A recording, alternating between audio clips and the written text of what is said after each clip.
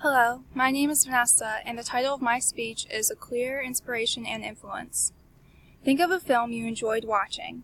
Think of a film you found a comic relief. Comprehend a film you found absolutely horrifying. Scary thought, right? Now, to go a bit deeper, think of a film that has actually influenced you as a human being, taught you a life lesson. You might need some time to think. It took me a while. I'll be discussing how one film, out of the many films I watched over and over again, has influenced my life greatly. This film, or movie, has moved many people as soon as it was released in theaters around 2006.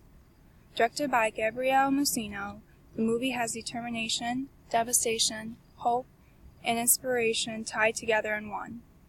Today I'll be discussing the reason why I consider the real-life story of the Pursuit of Happyness can make one look at life in a different way. I would firstly like to explain to everyone what Musino's film is all about. As I've said prior, The Pursuit of Happyness is heavily inspired by the real-life story of a man who lost literally everything but somehow managed to work his way up to the top.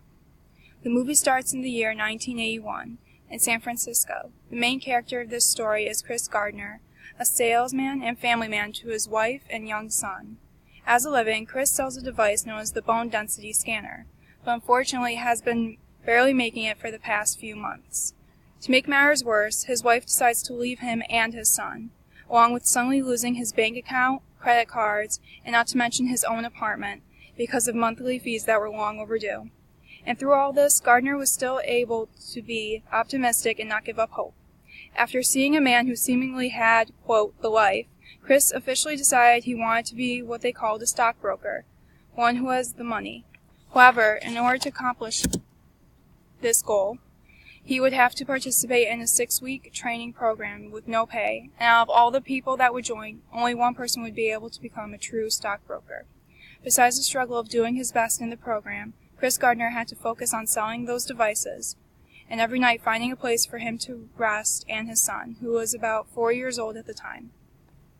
Although there were many obstacles he had to overcome, Chris refused to give up, and instead he just kept on trying until he could find the one solution. Weeks later, Chris went beyond the unthinkable and was able to accomplish his goal of being a stockbroker. He eventually founded his own investment firm in 1987 as well.